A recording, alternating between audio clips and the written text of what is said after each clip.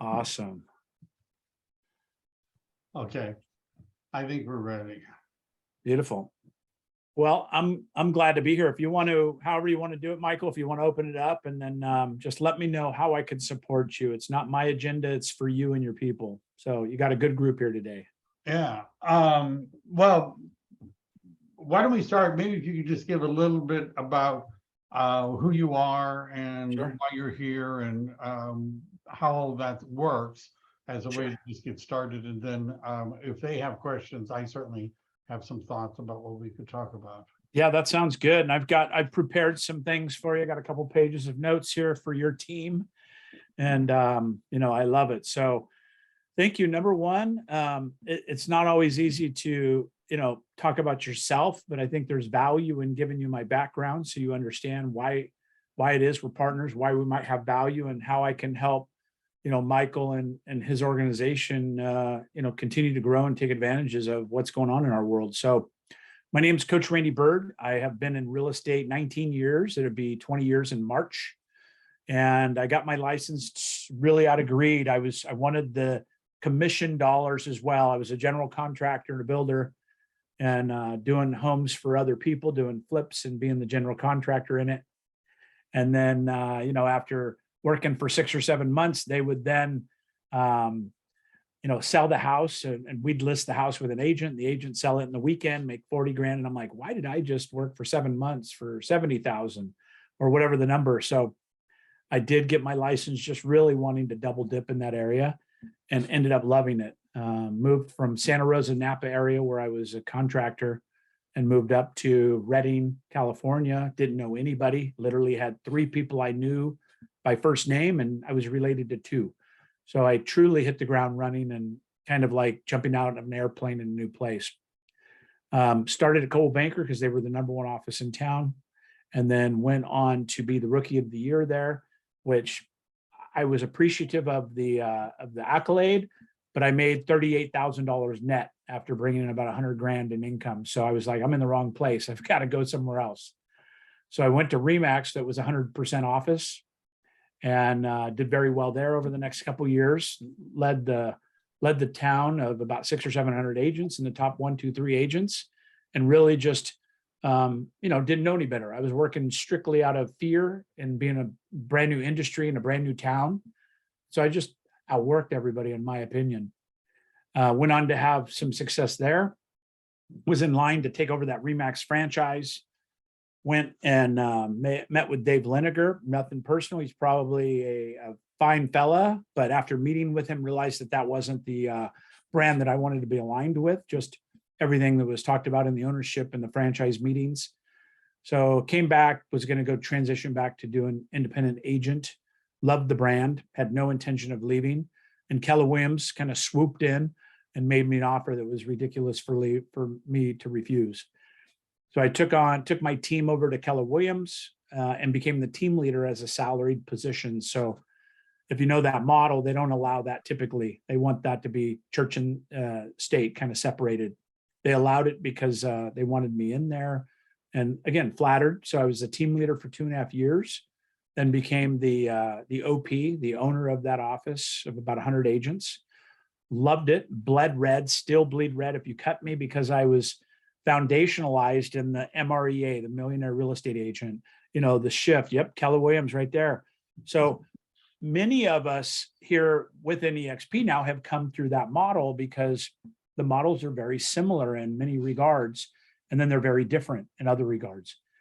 And so for me, when Brent Gove called me, Brent Gove's my personal sponsor, when he called me and said, hey, would you look at this new model?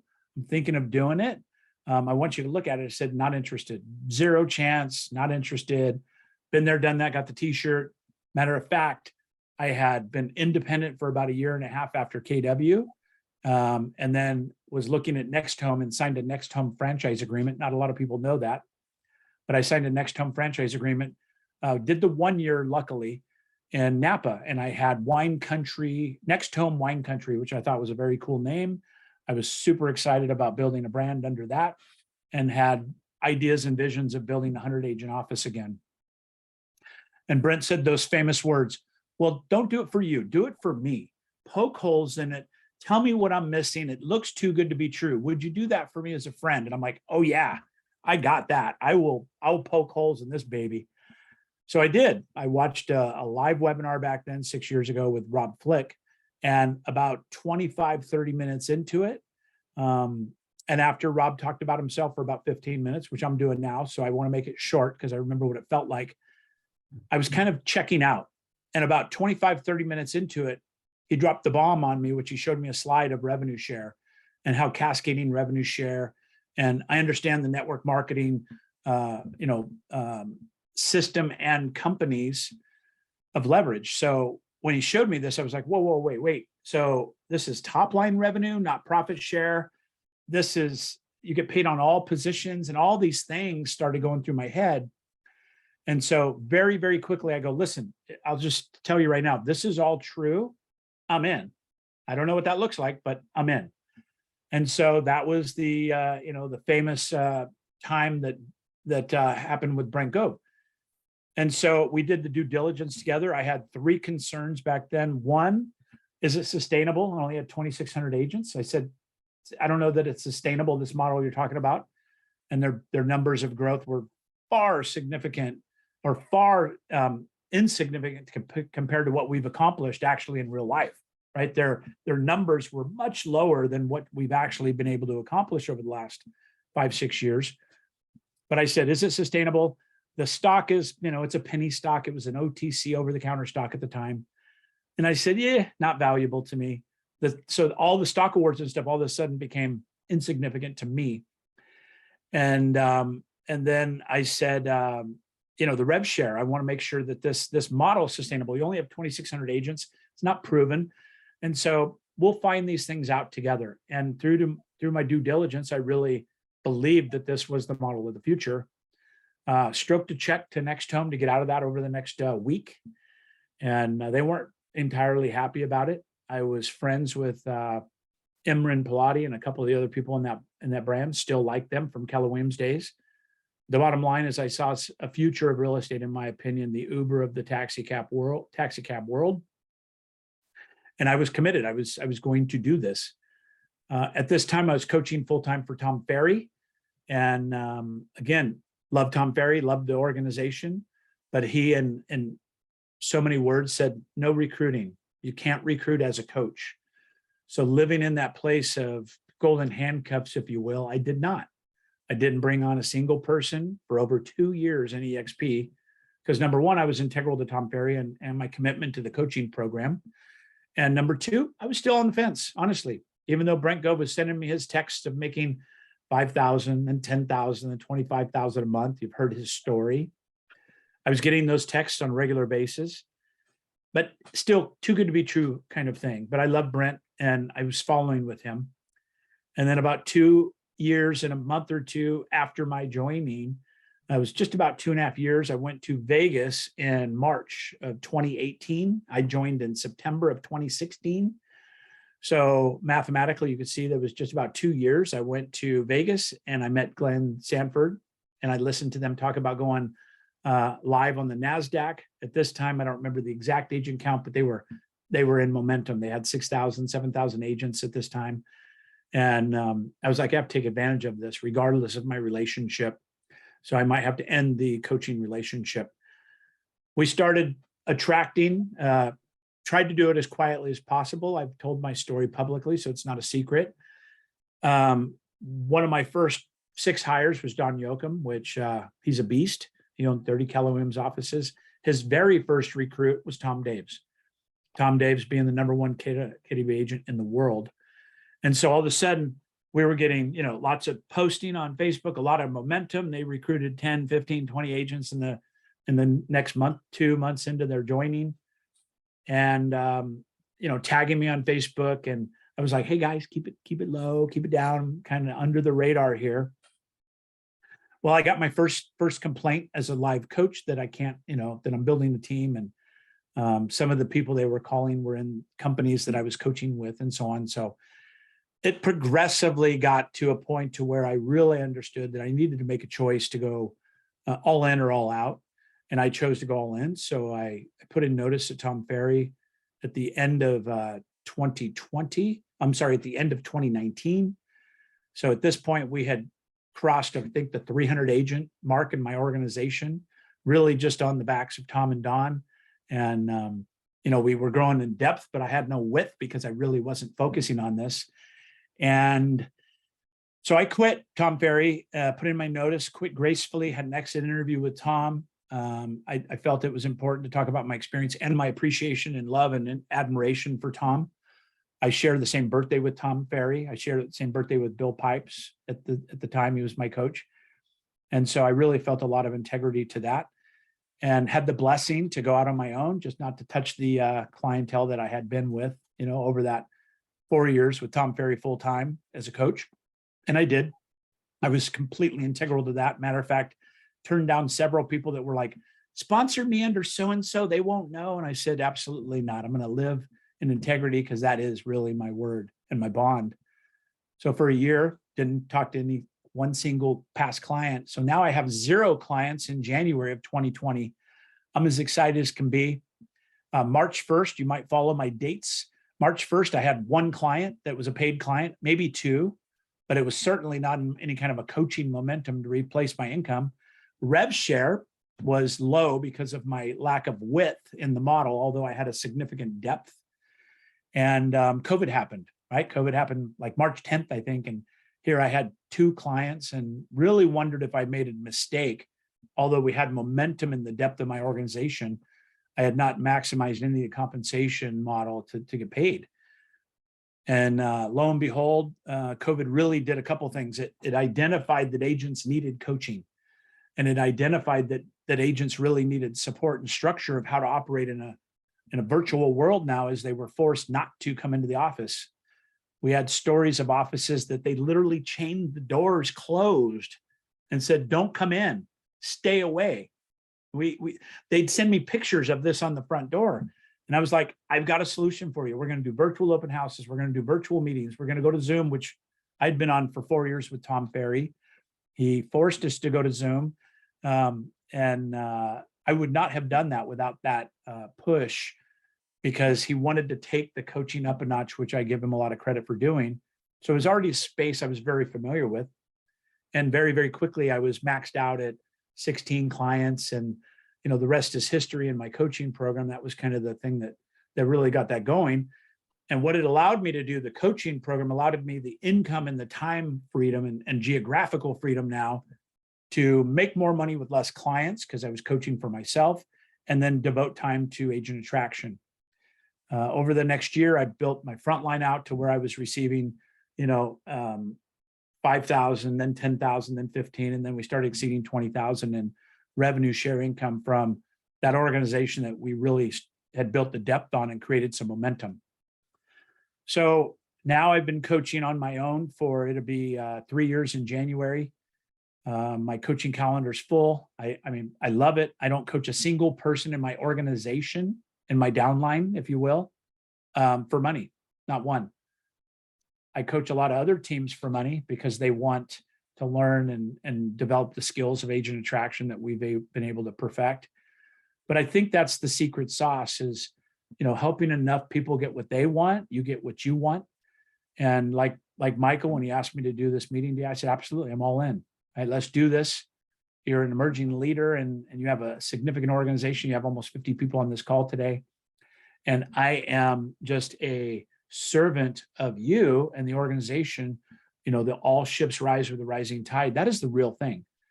And when you embrace this at that organizational level, that if you're willing to help everybody for free and you're willing to put in the time and energy that it takes to create momentum in your organization, then it's a very bountiful sea ahead of you. All you have to do is set the sails in the right direction, and things start falling into place.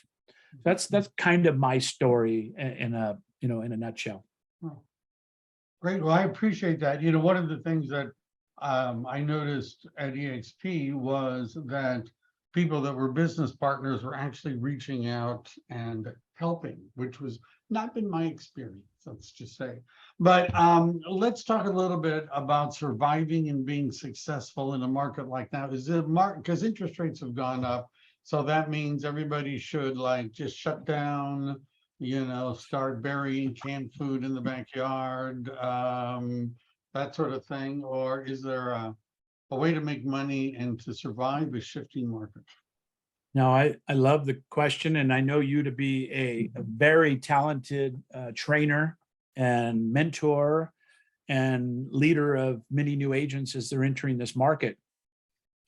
It's interesting, Michael. I was reflecting with somebody the other day, and it just happened accidentally. But they asked me, what were the rates back when I started in my career? And I was like, oh, they were way lower. They were 6.5% when I started in my real estate career in 2003. I really started selling in 2004. And so they were in the sixes. And I remember when the rates came down to like 6 and an 8, and we're like, oh my gosh, these are low. And then they went into the 5s, and we did a mass email to my whole database going, you'll never see rates this low again, right? The 80s, they were 18, 19%. We've heard those stories, but that's not really relevant to a lot of us in the real estate business unless we've been around a long time. It's well before my time that they were in the, like when I was in the Coast Guard in 85 to 90, I remember looking at buying houses and they were in the 18% range.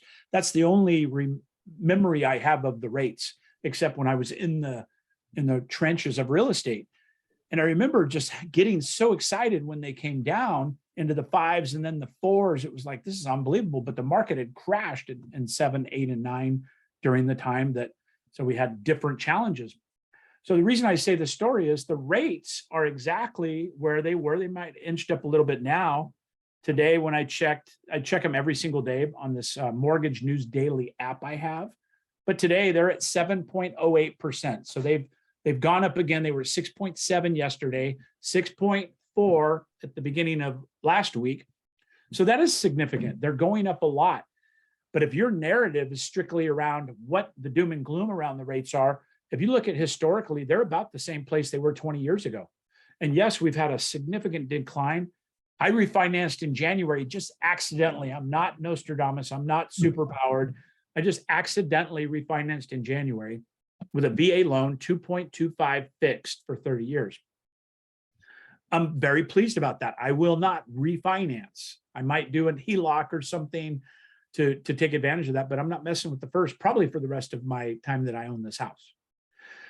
The reality is, I want everybody on the call to think about this. Marry the house and date the rate, right? You've heard that. Marry the house, date the rate. The rates are not going to be this high forever. Whether it's a political, whether it's a governmental, whether it's the feds, or whether it's the economy, recession, whatever you want to call it, we're in a cyclical time with the rates. They will not be this high. They've got to get inflation under control. These 40-year highs of inflation are really critical to every component of our economy, including housing. The shock factor is probably more valuable and more of a wow than the actual rate being 7%. If you look historically on what's going on, there's not a single economist that think that the prices are going to go down significantly. We might see a little bit of a rebound, but think about this. In my market, rates went, or the value of properties went up last year 16.8% overall. The year before that, they were 13 point something. You're talking about a 30% appreciation in equity or value in the last 24 months prior to this downturn. So if they reset 30%, which nobody predicts, then it gets us back to where we were just 2 years ago. I think we're going to see a very mild 2-3% decline. We've seen 8, 9, 10% in some areas of decline, but that's still only erasing 6 months of appreciation. So in that regard, inventory is going to continue to be low. Housing starts for new construction at our critical levels of low, right? We're 5 million housing units low as far as inventory for new construction. So when I look at all these, the optimism is very high about what's going on in the market. Yes, we're going to lose a lot of agents in this market. And hear me clearly. I want all you to stay in the market, please. I want all of you to outproduce your problems. And you have to work harder in this market. And some of us are coming off the last 2 years that were like a hayride. We can't even catch our breath. And now we're in a different market where we got to work harder again. I get it. But that is reality. That is the deck that's been dealt. And there's going to be market share to be gained in this market. You're going to be able to be the positive light of optimism and truth and hope in buyers and sellers that are really not understanding what's going on in this market. And you'll be able to take that relationship away from another agent that's maybe hiding cans in the backyard and prepping. And so, in my opinion, that's the overall global umbrella of what we want to look at is we're talking about how to prepare for this market, how to take advantage of this market. I flip houses. I haven't flipped a house in 2 years. The market's been too hot. I can't pay $50,000 over asking price and make my margins work. The market is now again. So, we'll give you some tactical things today, but re-engaging with your investor clients that maybe have not been able to flip for the last couple of years as well. Yeah. Right. So there's just so many new opportunities and so much. Again, I have massive optimism.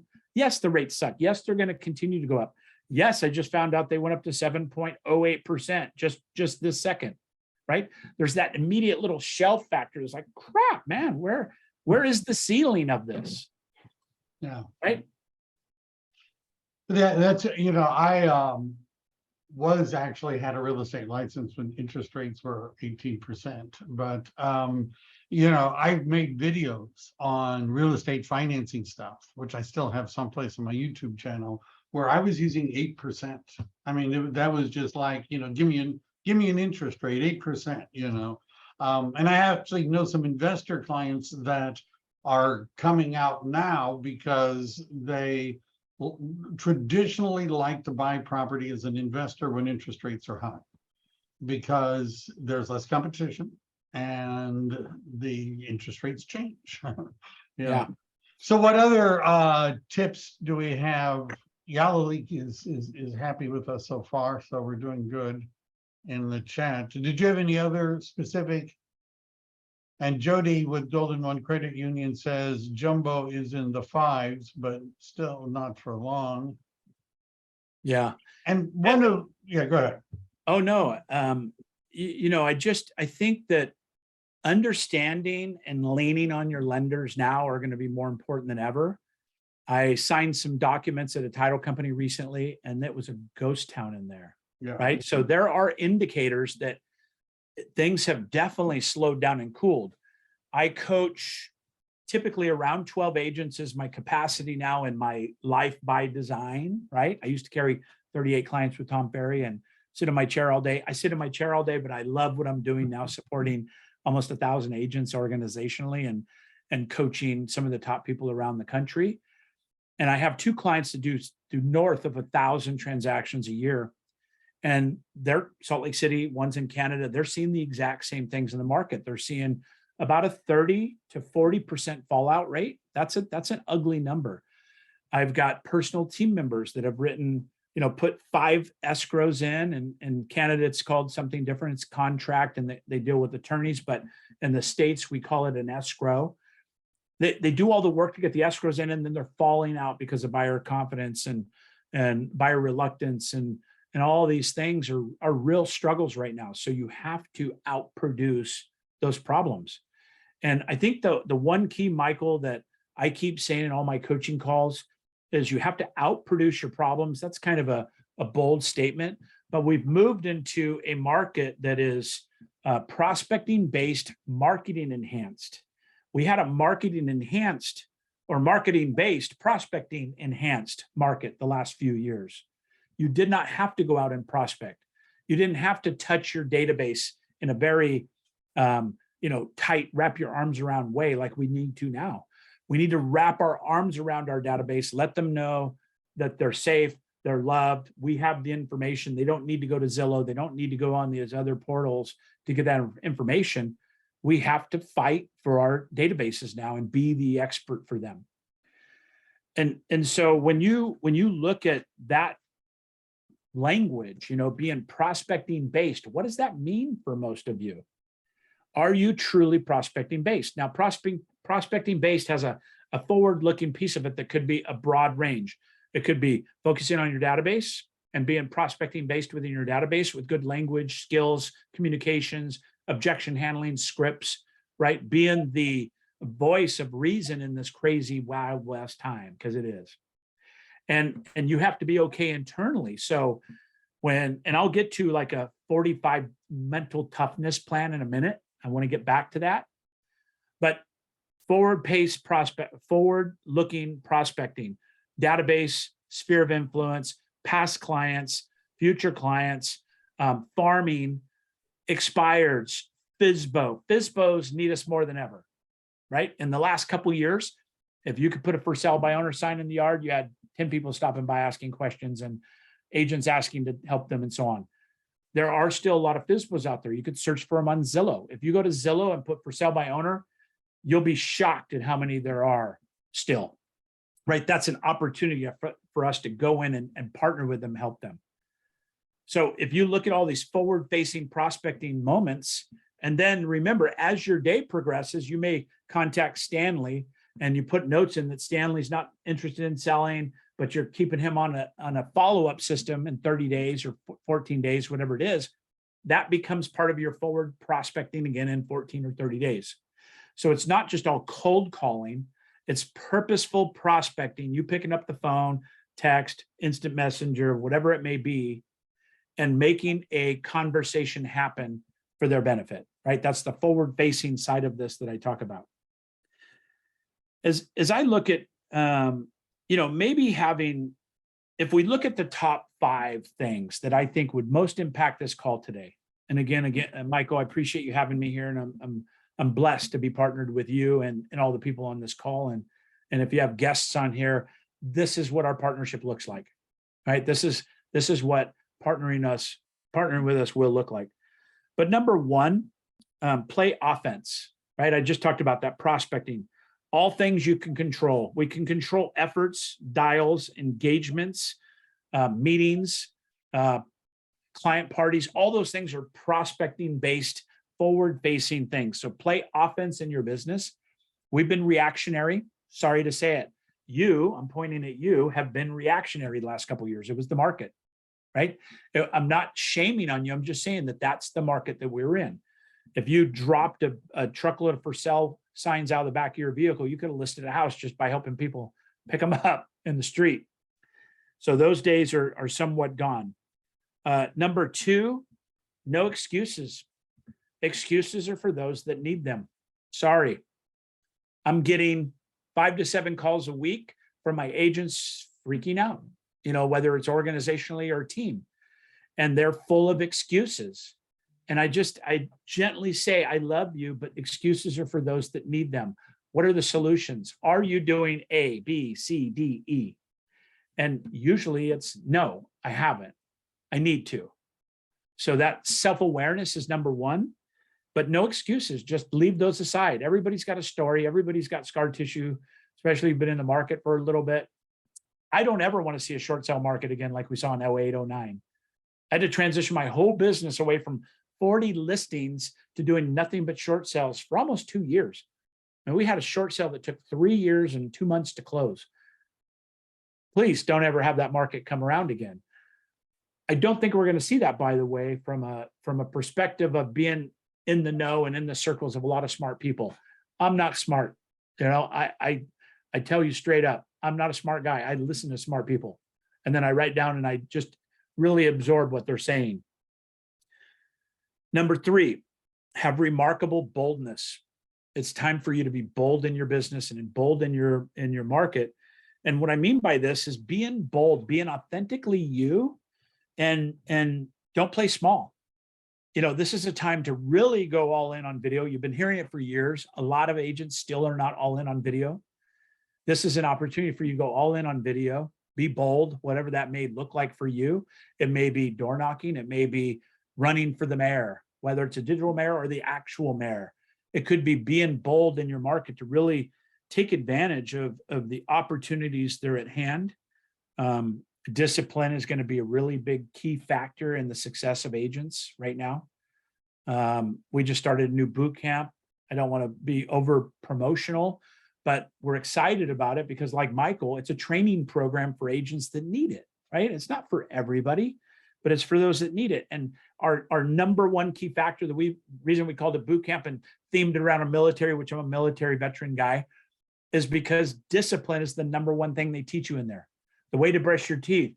I go in there at 19, 20 years old. I don't need to get told how to brush my teeth, but they're going to tell me because they want me to do it a certain way. right? And the way to make my bed, the way to shine my shoes, the way to shine my belt buckle.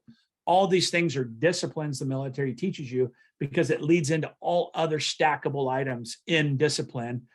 And then it's the discipline of the daily activity that keeps us safe, right? Number 4, what matters in your business. And this is one of those things that you should write down. There's only 2 things that matter in your business, in my humble opinion. There's 100 things that layer into this, but there's only 2 things. Number 1, marketing and servicing sellers. So that's a big encompassing envelope, but marketing and servicing sellers is number 1, and showing and servicing buyers is number 2. The reason I say that is because everything else is support. Everything else is support. If you laid out a job description of a real estate agent, realtor, it would be 2 miles long because we are everything. We're the chief bottle washer, we're the cook, we're the CEO. But the bottom line is if you look at your calendar and you time block your 2 or 3 hours a day, you're going to find out that you've got 2 big rocks that are the things in your business that matter. And these are what matters most. And so a lot of my YouTube, a lot of my stuff, I talk about what matters, and the rest is, it's not noise, that would be inappropriate, but it's servicing. It's things that are support to those 2 things. So keep those 2 things in the forefront. And then number 5 is real estate business is just math. Just plain and simple, it's just math. Everything else is just drama. Jim Rohn, right? That's not me, that's Jim Rohn, the great Jim Rohn. Business is just math. Everything else is just drama. You show me your numbers and I'll show you your business. Right? You don't have to give me a story. You don't have to give excuses. You don't have to tell me, but you don't understand. My market is blank. Show me your numbers and I'll show you who you are in your business. And that might startle a couple of you. It might be a poke in the rib, might even be picking a scab. The reality is that is the math in your business. If you measure and track your forward-facing numbers, I look at contacts, dials, I look as number 1. That could be instant messaging, DMs, message out, a phone call, out forward numbers, out forward connection. Contacts is number 2, which is when you actually connect with that person. Again, we live in a text and DM world that can be sufficient to run a very operational business. But it has to be that. It has to be measuring the dials. That's a KPI, key performance indicator. And then you get into the math of how many contacts did you make. And then I could tell you your business numbers. Here's a number for you to write down. 40 conversations equate to 1 transaction closed. Now there's a parameter to that. In Tom Ferry, we measured this over 7,700 clients, and we found out that it's about 34 to 45 is the number. So we went in the middle and said 40 contacts, business-related contacts. So business conversation. Are you looking to buy, sell, invest, or rent in real estate? And if you have that business conversation, then you can get to a point to where you could do the metrics to that and say 40 business conversations will equal 1 closed escrow over the course of a year. There's a burn period when it might take 30, 60, 90 days. But if you continue doing your math, I will prove to you that that's a right number. So if that's the case, then let's work backwards. Let's say your number is, I want to do 20 transactions this year, right? Let's do some quick math and break it down to how simple this can be if you know your math. So if you want to do 20 transactions over the course of the next year, times 40 conversations, I said we have to have 800 conversations between now, September 27th, and September 27th of 2023. And mathematically, you should be following that business plan of doing 20 closed transactions. This is taken away from the market. Skill set could come into play, meaning if you're brand new and you're fumbling, you don't know, have a good script and stuff, might take you 70 of these conversations to equal a transaction. If you're super proficient, coach or a mastery faculty instructor level skill set, then you might get into the 20s, 25, something like that. But for this, let's use 40 as a baseline. 800 conversations over the next year seems like a lot, right? Let's break that down. Divided by 12, that's now 66 conversations a month. That's still pretty significant. Divide that by 4. Now we're at 16 conversations, 16.6. So 17 conversations per week. Starting to sound very doable. Let's break it down one more step, divide by 5. That's 3.3 conversations per day. So guess what I teach is, and I love it. Jerry said basics, basics, basics. Absolutely.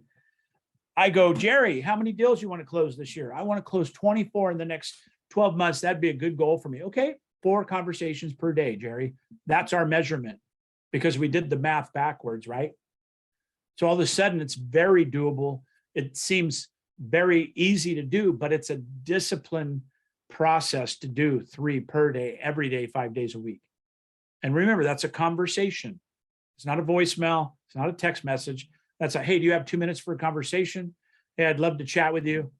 Hey, it's Randy Byrd, eXp Realty. Hey, I just wanted to check in with you. The market's really wonky. There's a lot of shifting of the markets going on. Rates have continually climbed up to now today, they're at 7.08%. Michael, got a quick question. Do yourself or anybody in your circle want to buy, sell, invest, or rent real estate in the next 3 to 6 months that I might be able to help? And then you open up that dialogue to how long you own your house, how much equity, what you're thinking, what's your 5-year plan, all these conversations come up. You're servicing them, you're having a referral conversation potentially, and that is a real estate dialogue that will help you work through your database and add new people to your database. All right, so a lot of content there. I went through 1, 2, 3, 4, 5. Happy to answer some questions and cover that before we go into kind of my 45-day mental toughness plan, because I think this is critical. It's going to start right here. What you're putting in the ears and what you're absorbing is going to be directly aligned with your belief system and what you're going to be able to accomplish over the next 12 months, 18 months, 24 months, whatever the cycle that we're in is going to be. And I think that is really the difference maker between you crushing it and maybe being out of this real estate market. So that means that those of you that have questions have an opportunity to unmute yourself and ask. You could even turn on your webcam if you wanted to impress us. Yeah, or you could raise your hand at Or the raise bottom your of the hand. screen. There's an opportunity to, in the reactions, you could raise your hand and then we could see that and take that. As this is the audience participation portion for those of you Right. who are wondering. So one of the things while we're waiting for somebody to, that I've noticed, I don't see a hand up yet, is I've been through a few ups and downs, and some agents go into hibernation, right? Waiting for things to change, I guess. And other agents work harder, and then they get rewarded because all of a sudden there's a bump in the market. All of a sudden there's a burst and a flurry, and the people that are doing stuff are like, wow, that was crazy. All of a sudden people were buying for, and other agents are like, what happened? I didn't know, So I appreciate your thoughts. Here's you are, do you feel it is better to work alone or team up with an agent? This is from Maria. A question. Yeah, so good question, Maria. I would say, if I understand your question correctly, there is power. Excuse me, just drank a gulp of water. There is power in teaming up with somebody. Obviously, you don't want to split commissions 1 or 2 or 3 times, that you have to do 3 times the work for the same effort. But if you find a good fit with somebody, maybe a contrasting fit, meaning somebody's great at marketing in the front end, but they're not good at the back end, or you guys have similar interest in different areas you work something, there's a lot of value in teaming up and maybe even sharing expenses and looking at what you can do there. So I don't see a lot of downsides to that other than the income side. The bottom line is, if you can surround yourself by people like this, right, then you don't need to team up. You have a team around you. You just have to plug in and play. We have 8 live things a week that we do just in my organization. eXp has 10,000 hours of recorded content catalog now. They do over 80 hours a week of live trainings. Carve out to make sure you're leading with the best practices and tactics and techniques in this market to allow you to survive this market, and not only survive, but thrive. That's why we didn't call it survive this market. It's thrive in this market. You can thrive in this market by gaining market share, by gaining, wrapping your arms around your client database and making these people raving fans. This is what's needed out there in the market right now. Cool. Trang asks, I am new and my coach told me not to prospect for sale by owners and expireds. What is your take on that? So I want to stay in curiosity. It's easy to be in judgment, right? It's easy to be in judgment. My initial thing was like, I got an answer for that, but I want to stay in curiosity. And I would, number one, find out and ask your coach, because if he's a coach, I respect that relationship with you and him automatically. But I would ask the coach why, what's the takeaway from that? His belief system may be that you have other low-hanging fruit that takes precedence over that. His belief system may be aligned with that, or it may be your skill set he's identified is not in alignment with that, right? So there's a lot of pieces to this. I am a big fan of prospecting. FSBOs, expireds are a different animal. Automatically, I think they're two completely separate categories. If you love, like if you worked in a call center and you love getting on the phone and you just get turned on by making 100 dials a day, then that may be for you. Expireds are great because it's a numbers game in that capacity. But if you're a little sensitive on rejection, if you're if you're not extremely thick-skinned, that is not where I would place you. I would go way beyond through your database. I would try to add to your database on a measurable, like adding 1, 2, 3 people to your database a day. Make sure you're contacting those 3 people a day in your sphere of influence and database, making those, the blocking and tackling part of the business. I would do that long before I had, especially a newer agent, go towards FSBOs and expireds. Yeah. So that's my answer on that.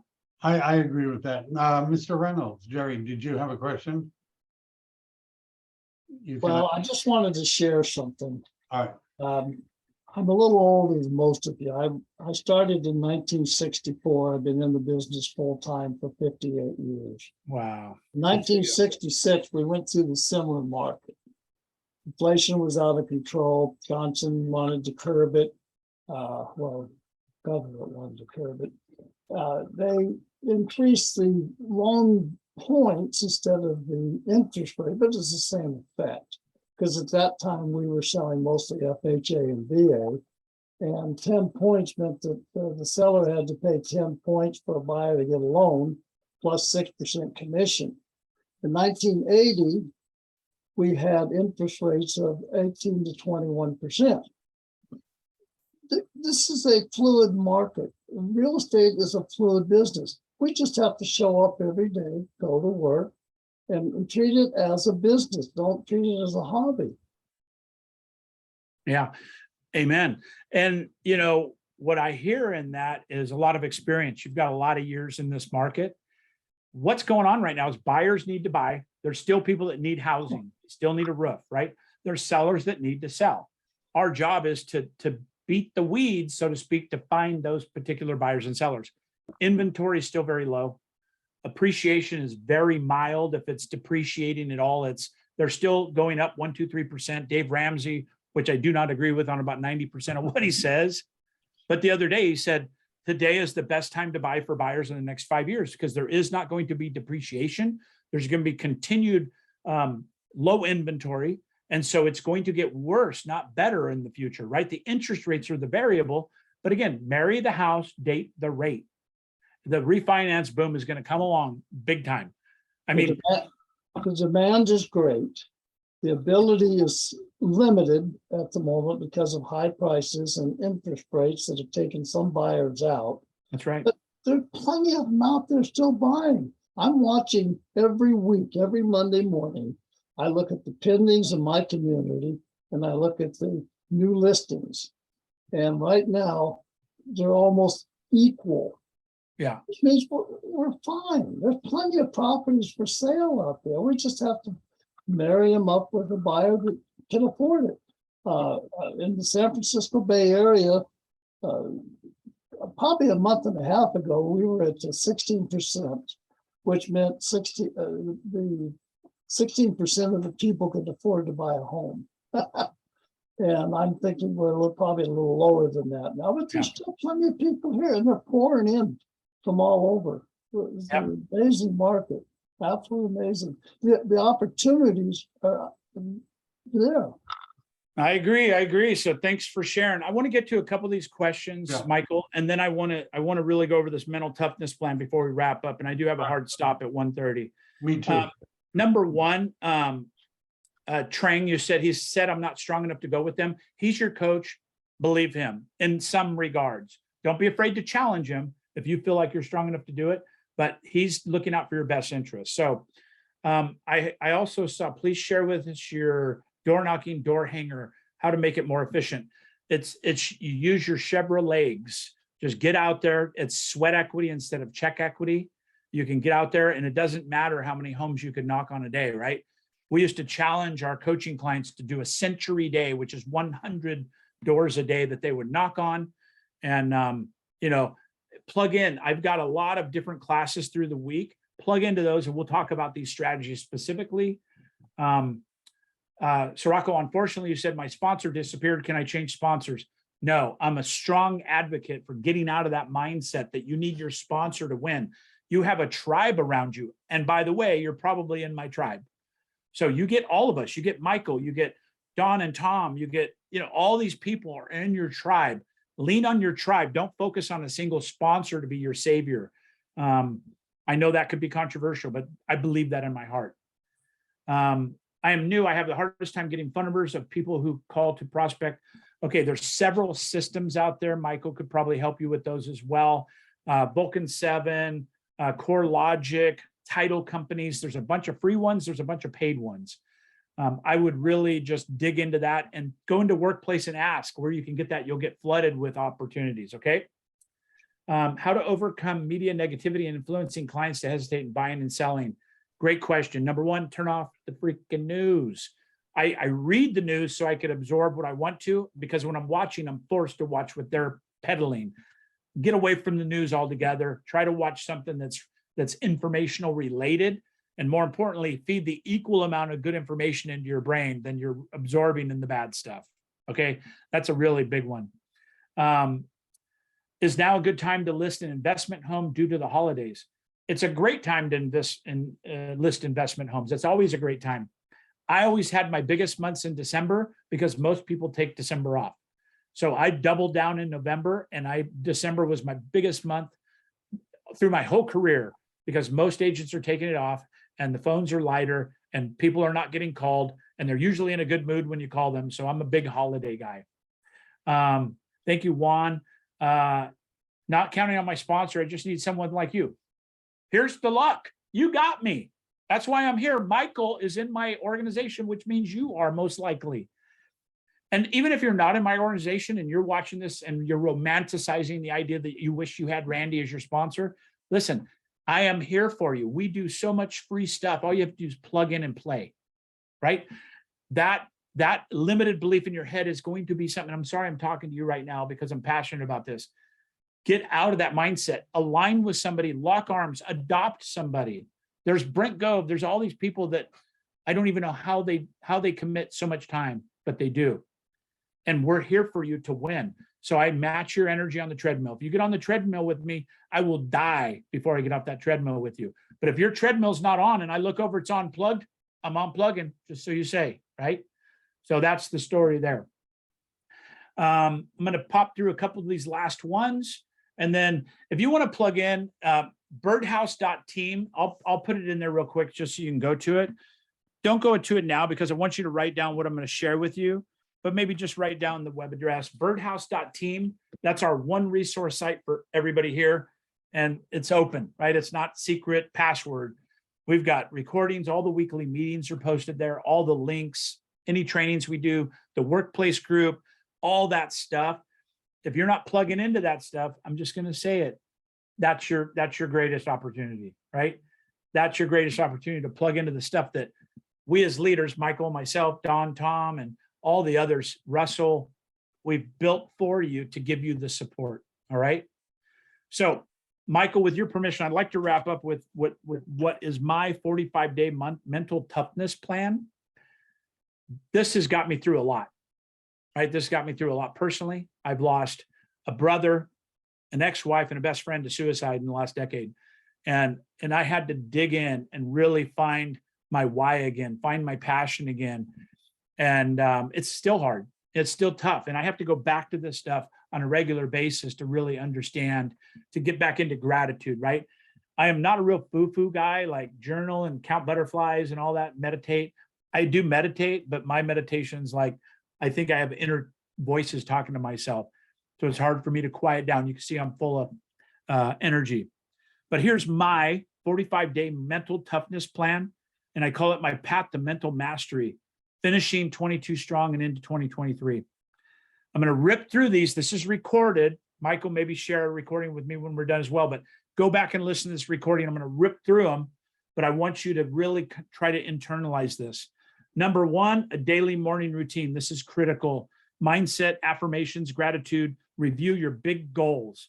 Hal Elrod, whoever you want to listen to, find Anthony Robbins has a great thing called his morning routine. Geez, I'm forgetting it right now, but I'm totally lost now. But follow somebody, Gary V, Michael Robinson, Tony Robbins, whoever you track with, do that and find something that is a daily morning routine for you. Number two, move your body, work out, minimum 15 minutes, walk outside, do some movement, get the endorphins, get things moving in your body. You'll feel better for it. Number three, commit in writing to a good day every day. Let the bad go. It's going to be bad. There's going to be, you could grab onto every story you want to over the next year or two. And it stacks. You stack good, you stack bad. If you start tracking the rates, all of a sudden your crane means a lot more to you. If you start looking at the rates every day, then all of a sudden all these other things mean a lot to you. Commit to a good day and just make it that way every day. Moments will just be that. Let the moments go and then release it. Bad things will happen to you. You'll have canceled escrows. You'll have people having meltdowns. You might even have losses. Let it go. It's moments. Don't let the moments define you. Be Superman, Wonder Woman. Do the pose for like 90 seconds, whatever it takes for you to commit to that good day. Number four, work. Do your power hour daily. Focus on that mindset of growth, power, poise, passion, and contribution. We talked about the daily disciplines. The 3 contacts a day is a daily discipline. Do this. It will help you. Number five, work. Sounds simple, but work. Do your daily activities, the 3 contacts a day. We have a Facebook strategy that we do. It's 10, 5, 3, 2, 1. It's a way to build more connectivity. 10 likes and comments a day in your Facebook, right? So follow other people that have good stories, like and comment on them, and then instant message them. Say, a great message. I like your energy. You're tracking with people, right? 5 posts per week, 3 personal, 2 business, and 1 live a week. Right? That's a really quick 10, 5, 3, 2, 1. 5 posts per week, 3 personal, 2 business, 1 Facebook live a week, typically about the market update or something of value, item of value. Social, this is for me. I do a Monday morning mojo every single week. It's like a newsletter. I do Tuesday Titans. I do some of those things, but I'm really focused on what I can do in social that's coming from the books I'm reading, the energy that I'm coming out with. I bring that to my social media. Start a social media mayor campaign. Start a new group for people moving to your area, whatever it is, but stay with that energy of the social media group. And I think this will be valuable for you. Again, focused on positive experiences, positive stories. We need more positive right now, right? So lead with your social, be like you're running for mayor, be the digital mayor. Number 7, one of the easiest, but maybe the most difficult, have fun. Brent talks about making real estate fun again. Live and love life on purpose, a life worth living by design. Create a storyboard, family, fun, travel, places, people. Tie this into your daily activities of your gratitude. Why are you doing all this, right? If you're not coming into your office with a game plan to win the day, you won't win the day, right? I'm fired up right now because I know I'm impacting at least 1, 2, 5 people on this call with this message today. Find a way to lighten it up a little bit. Have a little fun with it. It is a dreary time if you look at it from that perspective only. Get some fun involved in it. Go out and have coffee with clients and just make it fun. This market can be great for you if you give it that attention. And then number 8 of my 45-day mental toughness plan is give back. Once a week, give back to somebody that cannot repay you, that didn't expect it. I don't care if it's stopping on the side of the road, giving somebody a coat, I don't care if it's giving somebody money, buying the car behind you a coffee or a lunch in a drive-through is one of my favorite. I do it all the time, especially when somebody cuts you off and they're ornery and you could just tell there's angst and anxiety.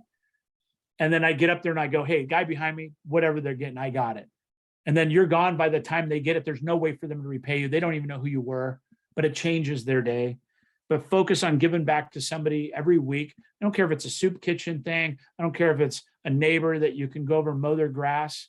My neighbor will never see this, so it's not public, so I'll say it.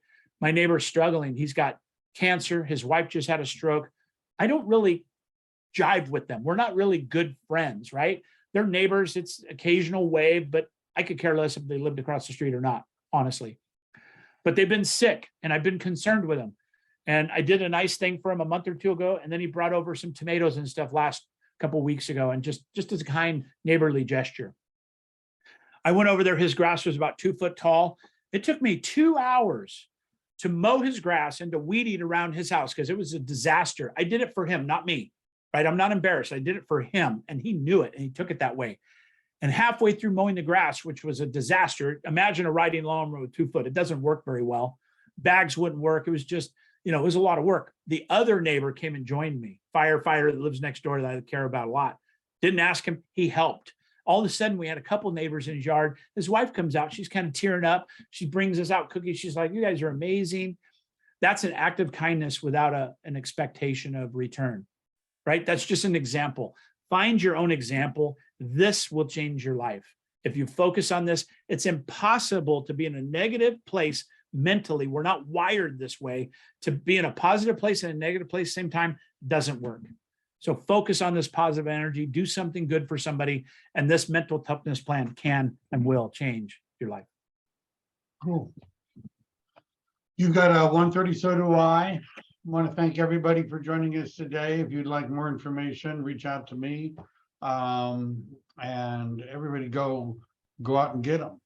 Thank you, brother. I appreciate you having me. We're here for you, Michael and I both. You've got a large organization of people ahead of you to help. So reach out. Thank you. Thank you. I love you as well. Appreciate it. Have a great day. And Michael, send me the video. I'm excited to rewatch it and share it with others. Me too. All right. You're making a difference in a lot of lives. I appreciate you, brother. All right. Well, thank you, All right, Randy. Matt. I'll talk to you soon. Bye for now. Thank you, Rick. Talk to you guys. Bye now.